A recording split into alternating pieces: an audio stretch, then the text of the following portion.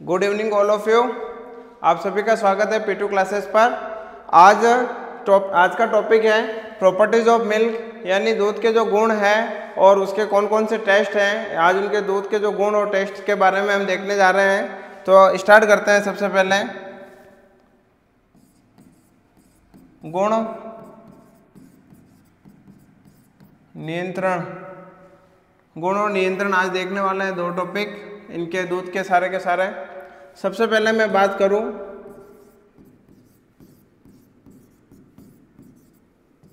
ज्ञानेंद्रिय, यानी ज्ञानेंद्रिय टेस्ट, यानी ज्ञानेंद्रिय का मीनिंग होता है किसी भी चीज को देखना, सुनना, सूंघना और इसका स्वाद महसूस करना। ये सारे के सारे 4-5 प्रकार की जो ज्ञानेंद्रिय है इन्हीं की सहायता से दूध की क्वालिटी का, दूध की गुणवत्ता का पता लगाया जाता है। दूध सही है, खराब है, गुणवत्ता का पता लगाया जाता है 5 ज्ञानेंद्रियों के द्वारा, यानी दूध को सूंघना,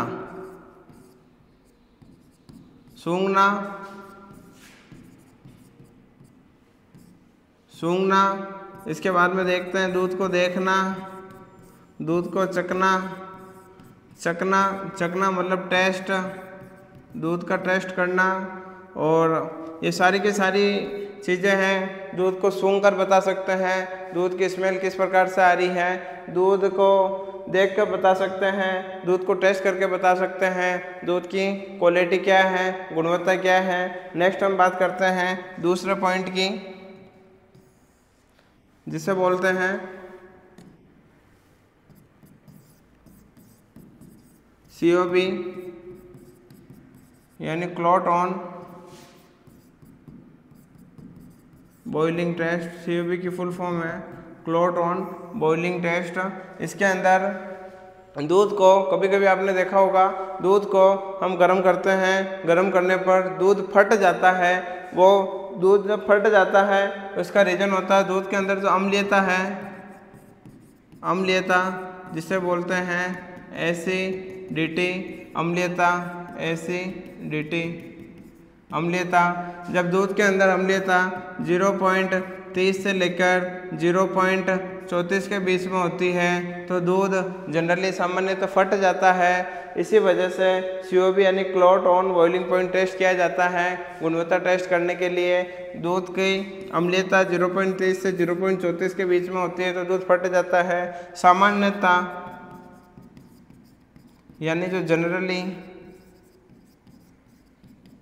जनरली जो एसिडिटी होती है, अम्लीयता होती है दूध की 0.14 से 0.16 के बीच में इसकी रेंज होती है। 0.14 से 0.16 के बीच में रेंज होती है।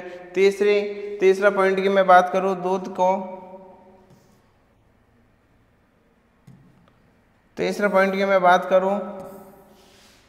दूध के टेस्ट के बारे में कि दूध को हम किस किस प्रकार से मेजर कर सकते हैं, देख सकते हैं। सबसे पहले बात करते हैं आपेक्षिक घनत्व। देखो आपेक्षिक घनत्व दूध का जनरली अपन को पूछे, जनरली आपेक्षिक घनत्व दूध का पूछे तो 0.28 से 0.34, यानी 0.28 से 0.34 के बीच में, 0.28 से 0.34 के बीच में दूध का आपेक्षिक घनत्व रहता है। आपेक्षिक घनत्व जनरली इलेक्ट्रोमीटर आपेक्षिक घनत्व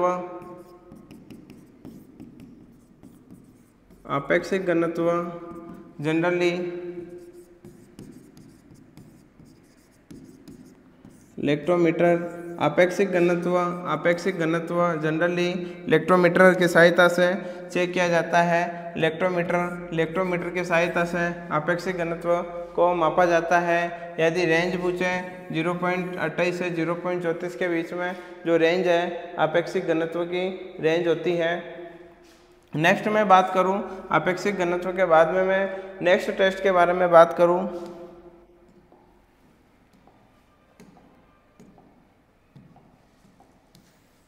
नेक्स्ट टॉपिक के बारे में बात करूं मैं जिसे बोलते हैं यानी वसा परीक्षण। क्या बोला जाता है? वसा परीक्षण। यानी फैट का जो टेस्ट होता है वो किससे करते हैं? फैट का टेस्ट जनरली बिटायरोमीटर और एक और आता है गर्बर। बिटायरोमीटर और गर्बर विधि द्वारा बिटायरोमीटर मैं हिंदी में लिख देता हूँ।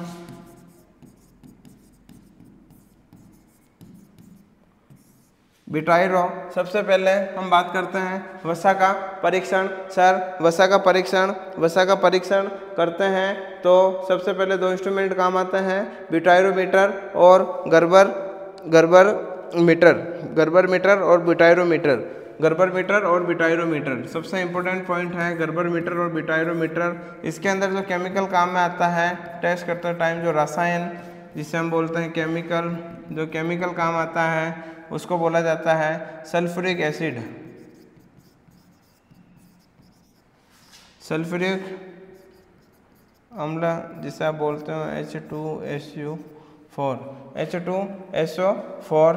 ये 10% काम में लिया जाता है, ये 10 ml काम में लिया जाता है, 10% काम में लिया जाता है, 10% काम में लिया जाता है सल्फ्यूरिक अम्ल।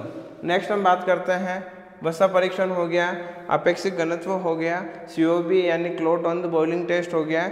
इसके बाद में नेक्स्ट टॉपिक की बात करें, 4-5 जो टेस्ट है। सबसे पहला टेस्ट मैं आपको लिखवाऊँ। सबसे जो पहला जो टेस्ट है उस टेस्ट का नाम है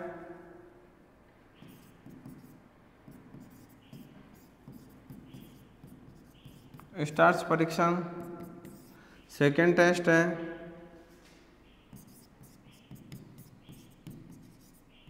वर्षा पानी। सेकेंड है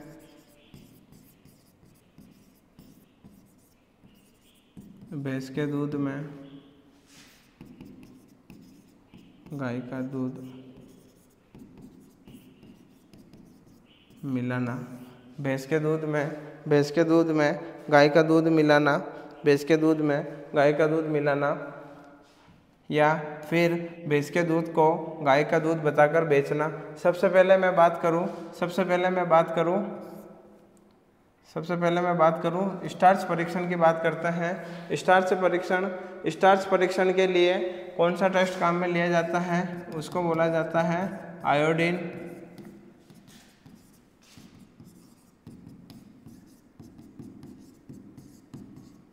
आयोडीन टेस्ट है, आयोडीन परीक्षण है। सामान्यतः स्टार्च का परीक्षण करने के लिए आयोडीन टेस्ट काम में लेते हैं। वर्षा पानी यानी वर्षा का दूध के अंदर वर्षा का पानी मिलाना, यानी बरसात का पानी मिलाना, जिसे बोलते हैं AgNO3।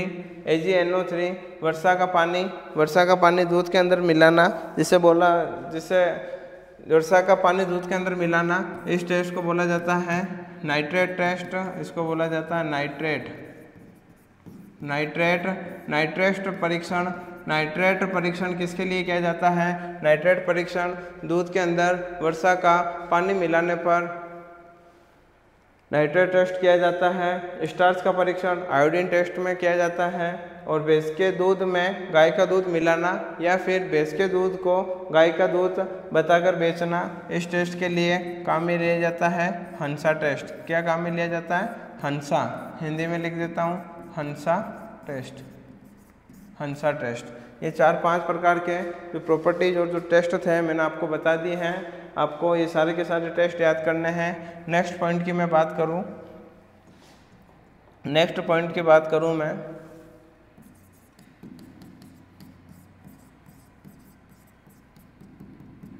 Milk product. नेक्स्ट मैं बात करूँ मिल्क प्रोडक्ट यानी दूध के उत्पाद। प्रोडक्ट का मतलब समझ गए होंगे कि हम दूध से कौन कौन से उत्पाद बना सकते हैं। दूध से दही, घी, मक्खन, छाछ, छाछ, पनीर, मावा वगैरह सारे के सारे, क्रीम, सारे के सारे जो उत्पाद है वो सारे के सारे दूध से मिलकर बने होते हैं। सबसे मैं पहले जो बात करूँ उत्पाद की, उसे बोलते हैं खीस या कोलेस्ट्रम। देखो सही से लिख देता हूँ, कोलेस्ट्रम। देखो आप राइटिंग पे मत जाना मेरी। खीस, खीस किसको बोलते हैं? कोलेस्ट्रम बोलते हैं। कोलेस्ट्रम किसे बोलते हैं? कोई भी जब गाय का बच्चा पैदा होता है तो 1 से 4 दिन तक जो दूध निकलता है उसे कोलेस्ट्रम बोला जाता है। उसी दूध को हिंदी में खीस और इंग्लिश में कोलेस्ट्रम बोला जाता है। कोलेस्ट्रम दूध में यानी कोलेस्ट्रम के अंदर 8 गुना विटामिन ए होता है, 2 गुना विटामिन डी होता है और 9 गुना मिनरल्स होते हैं यानी खनिज लवण होते हैं। कितने होते हैं? यानी 9 गुना, 8 गुना तो विटामिन ए पाया जाता है, 2 गुना विटामिन डी पाया जाता है, 9 गुना उसके अंदर खनिज लवण यानी मिनरल्स पाए जाते हैं। और जो खीस होता है वो लग्जेटिव यानी आप जैसे मृदुचेरक, लग्जेटिव का मतलब ये होता है जो पेट को साफ करने का, लग्जेटिव का मतलब होता है जो पेट को साफ करने के लिए जो खिलाया जाता है उसे मृदुचेरक या लग्जेटिव बोला जाता है। जिससे पेट साफ हो जाता है, पेट की गंदगी साफ हो जाती है, उसे मृदुचेरक यानी लग्जेटिव बोला जाता है। और जो खीस या कोलेस्ट्रम होता है वह एक प्रकार का प्रतिजैविक यानी एंटीबायोटिक है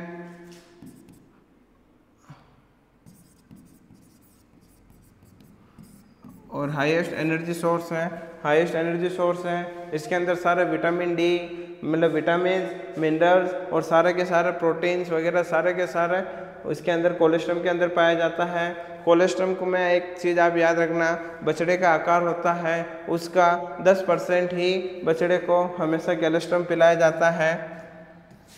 यानी आपको देखो एवरेज आइडिया बता देता हूँ, इम्पोर्टेंट पॉइंट है। जो साइज है, साइज का 10% आपको याद रखना है। आपको हमेशा याद रखना है कि जो साइज है उसका 10% ही बछड़े को कोलेस्ट्रम पिलाया जाता है प्रतिदिन। यदि आपको कोई नॉर्मल रेंज पूछ ले तो आप 2 से 2.5 लीटर यानी 2 से ढाई लीटर आप इसको अंदर बोलोगे 2 से 2.5 लीटर बछड़े को प्रतिदिन कोलेस्ट्रम यानी खीस पिलाना चाहिए। और यदि आपको कोई रेंज पूछ ले तो सर जो साइज होती है उसका 10% मतलब आकार का 10% भाग ही कोलेस्ट्रम पिलाया जाता है। कोलेस्ट्रम को खीस को गर्म करने पर उसके अंदर जो प्रोटीन होती है वो स्कंदित हो जाती है, जिससे अपन भिन्न प्रकार के आइटम बनाते हैं, खाने के लिए काम में लिया जाता है। सबसे ज़्यादा एनर्जी, सबसे ज़्यादा एंटीबायोटिक, सबसे ज़्यादा मिनरल्स सारे के सारे खीस यानी कोलेस्ट्रम के अंदर पाए जाते हैं। दूसरा मैं प्रोडक्ट की बात करूं, पहला प्रोडक्ट खीस हो गया। दूसरे प्रोडक्ट की मैं बात करूं जिसे बोलते हैं क्रीम। क्या बोला जाता है? क्रीम बोला जाता है। जिसे क्रीम बोला जाता है, क्रीम 40 से 60% जो वसा होता है उसे क्रीम बोला जाता है। क्रीम दूध के ऊपर जो वसा होता है उसको अलग करने की जो प्रोसेसिंग होती है उससे प्रोसेसिंग में से जो निकलता है उसे क्रीम बोला जाता है। वसा को अलग कर लिया जाता है उसे क्रीम बोला जाता है, उसे ही क्रीम बोला जाता है। यानी कोई जो दूध है, अभी ये जो दूध है इसके अंदर यदि फैट मिला हुआ है तो ये होल मिल्क है, यानी कंप्लीट इसके अंदर अभी फैट है तो इसे होल मिल्क बोला जाता है। नेक्स्ट मैं बात करूँ, किसी दूध के अंदर यदि फैट को निकाला जाता है तो उसे सेपरेटा कहा जाता है। उसे सेपरेटा बोला जाता है। किसी दूध के अंदर वसा या क्रीम को निकाल लिया जाता है तो उसे सेपरेटा बोला जाता है, उसे सेपरेटा बोला जाता है। एक और सेपरेटा से एक चीज़ आपको एक और बताऊं, आपने पढ़ा था solid not fat. Solid not fat यानी वसा रहित, यानी वसा रहित ठोस पदार्थ, वसा रहित ठोस पदार्थ। यदि इस कोई भी दूध के अंदर पानी मिलाते हैं, कोई भी दूध के अंदर पानी मिलाते हैं तो SNF हमेशा कम होगी, हमेशा और हमेशा कम होगी। और किसी दूध के अंदर सेपरेटा मिला देते हैं, किसी दूध के अंदर सेपरेटा मिला दिया जाता है तो उसमें SNF बढ़ जाएगी, उस दूध के अंदर दूध की SNF सॉलिड नॉट फैट बढ़ जाएगा। किसी दूध के अंदर पानी मिलाते हैं तो SNF घट जाती है, किसी दूध के अंदर सेपरेटा मिलाते हैं तो उसमें SNF बढ़ जाती है। नेक्स्ट बात करते हैं क्रीम के ऊपर ही। क्रीम जो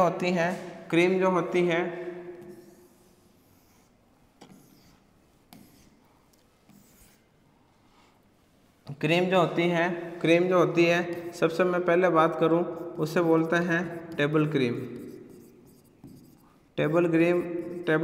जिसे बोलते हैं वो पतली क्रीम, जिसे बोला जाता है पतली क्रीम बोला जाता है। पतली क्रीम के अंदर 18 से 25% तक जिसमें फैट पाई जाती है उसे पतली क्रीम बोला जाता है। नेक्स्ट बात करूं, उसे बोला जाता है मीडियम यानी मध्यम क्रीम,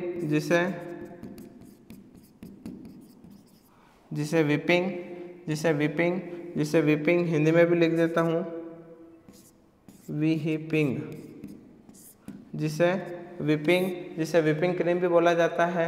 यानी मध्यम जो क्रीम होती है उसके अंदर 25 से 45% जिस क्रीम के अंदर वसा पाई जाती है, फैट पाया जाता है, उसे मध्यम या विपिंग क्रीम बोला जाता है। इम्पोर्टेंट पॉइंट है क्रीम के अंदर, आप याद रखना, इम्पोर्टेंट है।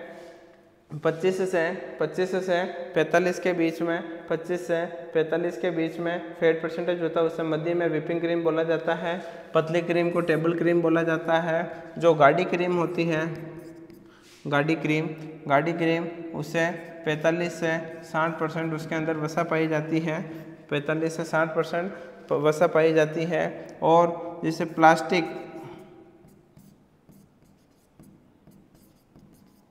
प्लास्टिक क्रीम क्या बोला जाता है? प्लास्टिक क्रीम के अंदर 60 से लेकर 70% तक वसा पाई जाती है, उसे प्लास्टिक क्रीम बोला जाता है। अपन सबसे पहले बात करते हैं सर, क्रीम 4 प्रकार की होती है। टेबल क्रीम या पतली क्रीम जिसमें वसा 18 से 25% पाया जाता है।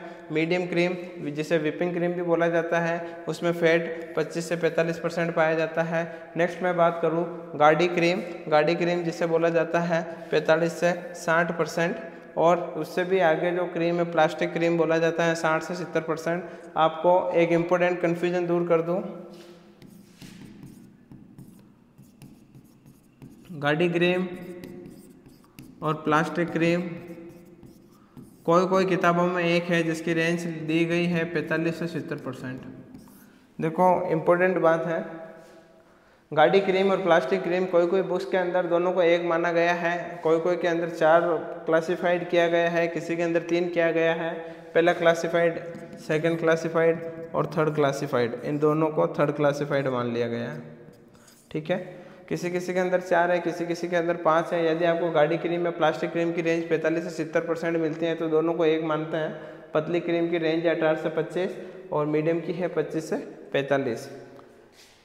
नेक्स्ट टॉपिक की बात करते हैं, क्रीम निकालते टाइम टेम्परेचर कितना होना चाहिए। क्रीम निकालते टाइम जो टेम्परेचर है, क्रीम निकालते टाइम जो टेम्परेचर है, क्रीम निकालते टाइम टेम्परेचर है 32 से 37 डिग्री सेल्सियस इसका तापमान होना चाहिए। यानी क्रीम निकालते समय इसका टेम्परेचर कितना होना चाहिए, 32 से 37 डिग्री टेम्परेचर क्रीम निकालते टाइम होना चाहिए। क्रीम निकालने की विधियाँ नेक्स्ट हम पढ़ते हैं विधियाँ। यानी मेथड पढ़ते हैं किसके, क्रीम निकालने के, method of cream separation, method of cream separation, method of cream separation, यानी विधियाँ पढ़ते हैं निकालने की। सबसे पहले जो विधि है उसे बोलते हैं गुरुत्वाकर्षण। क्या बोलते हैं, गुरुत्वाकर्षण विधि बोलते हैं। सेकंड जो मेथड है, सेकंड मेथड है जिसे अपकेंद्रीय बल विधि बोला जाता है। पहले मेथड को गुरुत्वाकर्षण मेथड बोला जाता है, दूसरे को अपकेंद्रीय विधि बोला जाता है। तीसरा मेथड है उसे बोला जाता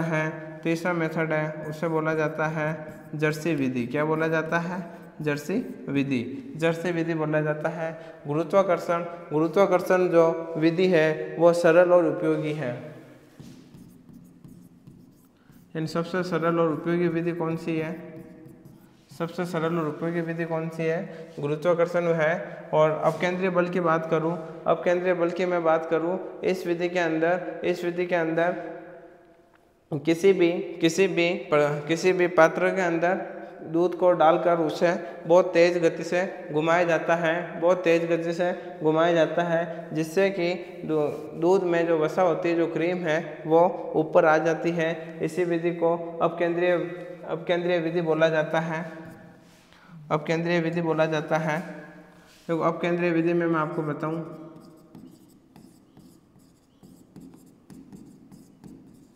अपकेंद्रीय विधि के अंदर 2000 से 4000 राउंड पर मिनट, यानी 2000 से 4000 राउंड पर मिनट इसके रोटेशन को काम लिया जाता है। नेक्स्ट मैं बात करूं, इस विधि के अंदर जो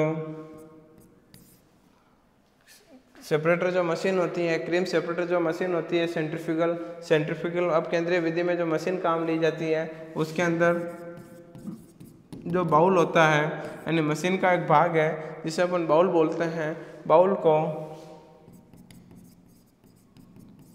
हार्ट ऑफ मशीन बोला जाता है, यानी हृदय बोला जाता है। बाउल को हृदय बोला जाता है। और जो स्क्रू होता है,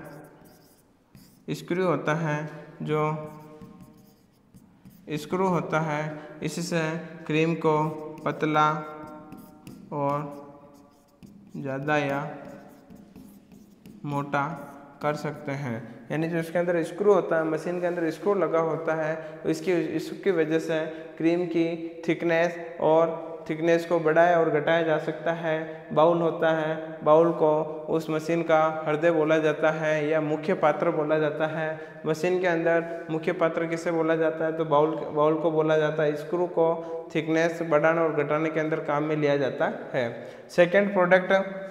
फर्स्ट प्रोडक्ट पढ़ा था खीस, सेकंड प्रोडक्ट पढ़ लिया था क्रीम। अब दूध का जो third product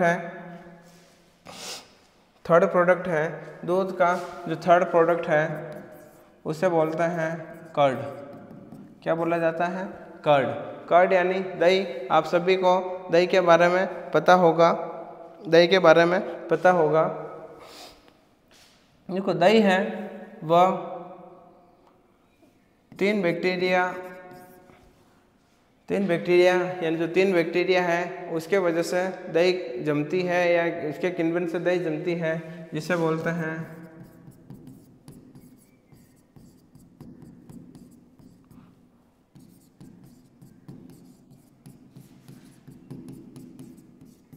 lactobacillus acidophilus.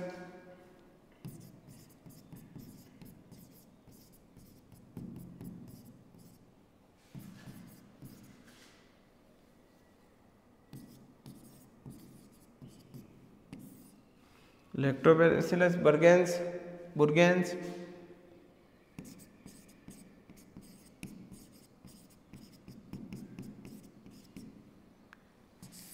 Lactobacillus लेप्टाई।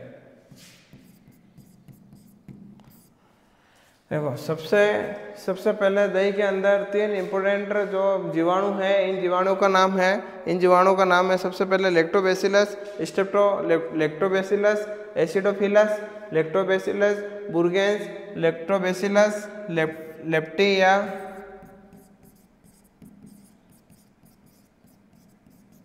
Streptococcus lactobacillus Streptococcus.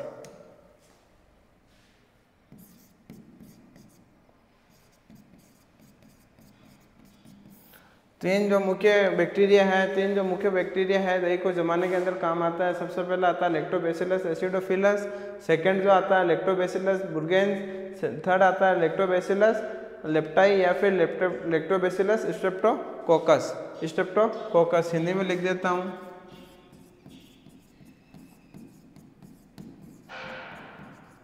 Lactobacillus acidophilus lactobacillus Streptococcus. दही के अंदर 3 मुख्य बैक्टीरिया होते हैं जो दही को जमाने का कार्य करते हैं। दही को जनरली 21 डिग्री टेम्परेचर के ऊपर जमाया जाता है। दही को जनरली 21 डिग्री टेम्परेचर के ऊपर जमाया जाता है। दही को जनरली 21 डिग्री टेम्परेचर के ऊपर जमाया जाता है। दही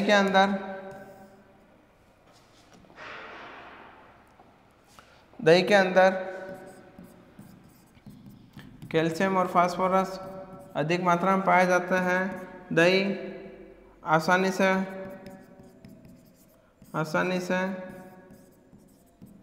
पचाने का कार्य करती हैं।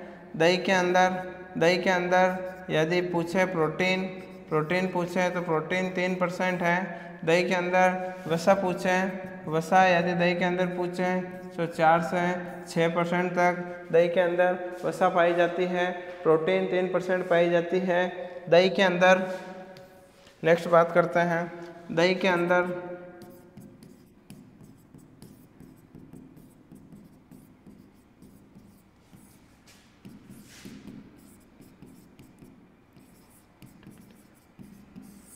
यानी दही के अंदर जो सुगंध आती है वो किसकी वजह से आती है? दही के अंदर जो सुगंध आती है उससे सुगंध डाईएसिटिलीन के कारण दही के अंदर सुगंध उत्पन्न होती है। दही को 21 डिग्री टेम्परेचर के ऊपर जमाया जाता है। दही के अंदर 3% प्रोटीन पाई जाती है, 4 से 6% फैट पाया जाता है। दही के अंदर कैल्शियम और फास्फोरस अधिक मात्रा में पाए जाते हैं। नेक्स्ट प्रोडक्ट की बात करते हैं। उसे बोला जाता है घी।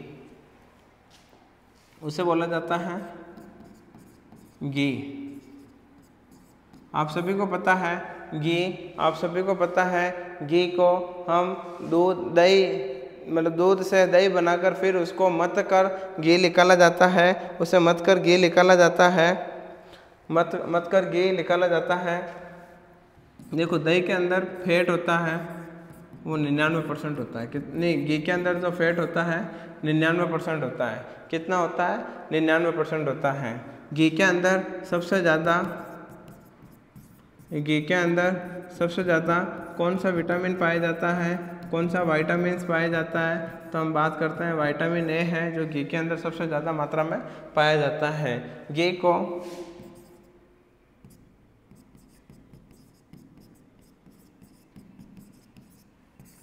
घी किस फॉर्म में मिलता है? सर ट्राइग्लिसराइड के रूप में घी मिलता है। घी को ट्राइग्लिसराइड कॉम्प्लेक्स के रूप में घी पाया जाता है। नेक्स्ट हम बात करते हैं मस्तिष्क या दिमाग को मजबूत करने के लिए घी के अंदर कौन सा पदार्थ पाया जाता है? मस्तिष्क या दिमाग को मजबूत करने के लिए घी में अंदर कौन सा पदार्थ पाया जाता है? उसे बोलते हैं फास्फोलिपिड। क्या बोलते हैं? फास्फोलिपिड। यानी इसका रीजन सीधा सीधा सा है। घी के अंदर 99% फैट पाया जाता है। घी के अंदर सबसे ज़्यादा विटामिन ए पाया जाता है, ट्राइग्लिसराइड कॉम्प्लेक्स घी के अंदर पाया जाता है, और ब्रेन यानी दिमाग को मजबूत करने के लिए घी के अंदर फास्फोलिपिड प्रकार का यौगिक पाया जाता है। घी निकालते समय घी का टेम्परेचर 110 से 115 डिग्री घी का टेम्परेचर होना चाहिए। कितना? 110 से 115 डिग्री घी का टेम्परेचर होना चाहिए। घी के अंदर दुर्गंध की मैं बात करूँ, घी के अंदर दुर्गंध की बात करूँ तो घी के अंदर दुर्गंध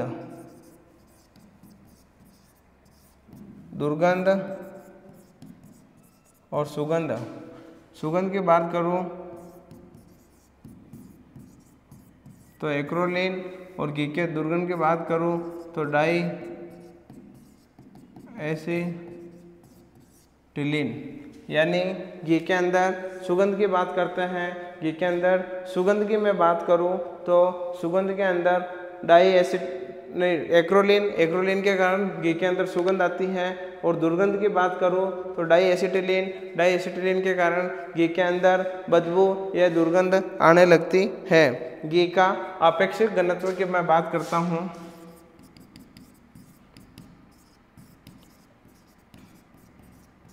आपेक्षिक घनत्व घी का 0.93 होता है। घी का आपेक्षिक घनत्व 0.93 होता है।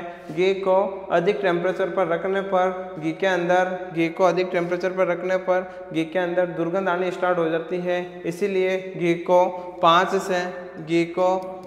से 10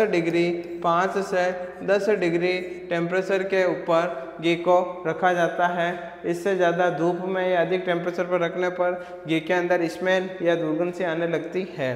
दुर्गंध हाई टेम्परेचर के कारण घी के अंदर दुर्गंध आने लगती है। अपन ने घी के बारे में पढ़ लिया था। नेक्स्ट टॉपिक के बाद में करते हैं। नेक्स्ट टॉपिक के बारे में बात करूं जिसे बोलते हैं छेना,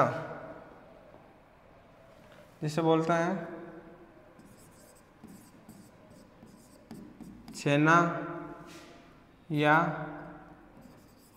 पनीर। छेना या पनीर की मैं बात करूं, सबसे पहला पॉइंट, जो गाय का दूध होता है उसके अंदर 14% प्रोटीन पाई जाती है, ये 14% इसके अंदर मिलता है। और बफेलो की मैं बात करूं, BAFFALO, बफेलो की मैं बात करूं तो इसके अंदर 20% रूप में इसके अंदर मिलता है। छेना या पनीर गाय के अंदर 14% मिलेगा, भैंस के अंदर 20% इसके अंदर मिलता है। पनीर या छेना यानी 100 ml दूध लोगे तो इसमें से 20 ग्राम आपको पनीर मिलेगी भैंस के दूध के अंदर। यदि गाय का दूध लोगे 100 ml दूध लोगे तो इसके अंदर 14 ग्राम आपको वापस पनीर मिलेगा।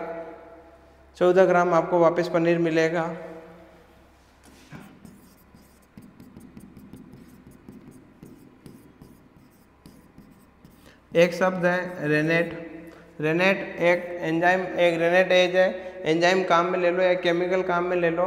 गाय के दूध या भैंस के दूध को स्कंदित करने के लिए, फटाने के लिए रेनेट काम में लिया जाता है, जिससे कि पनीर बनता है। और 66 ग्राम रेनेट काम में लिया जाता है। 66 ग्राम रेनेट काम में लिया जाता है। और गाय के दूध से पनीर बनाने के लिए टार्ट्रिक एसिड, सिट्रिक एसिड मैं लिख देता हूँ। टार्ट्रिक अम्ल, सिट्रिक एसिड, लेमन, नींबू, ये सारे के सारे पदार्थ गाय के दूध या भैंस के दूध से पनीर या छेना बनाने के लिए काम में लिए जाते हैं, जिससे कि दूध स्कंदित या फट जाए। फटने के बाद में पनीर या छेना बना लिया जाता है। इम्पोर्टेंट बात है,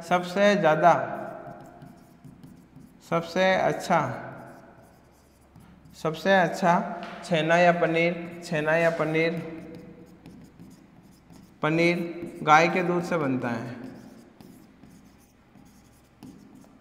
गाय के दूध से बनता है। देखो बनने में तो दोनों के दूध से बन जाएगा, बनने में भैंस के दूध से भी बनता है, गाय के दूध से भी बनता है, पर सबसे अच्छी क्वालिटी का जो छेना या पनीर है वो गाय के दूध से बनता है। आपको इसके अंदर 4 से 5 पॉइंट याद रखना है, ओनली एंड ओनली परसेंटेज याद रखना है। रेनेट के बारे में लास्ट एग्जाम आप सभी ने देखा होगा, कृषि पर्यवेक्षक 2024 फरवरी है, यानी 4 फरवरी 2024 के अंदर कृषि पर्यवेक्षक के अंदर रेनेट के बारे में पूछा गया था। रेनेट से कौन सा पदार्थ बनाया जाता है, रेनेट मिलाकर दूध से कौन सा पदार्थ बनाया जाता है, तो इसके अंदर ऑप्शन थे घी, दही, पनीर और खोया।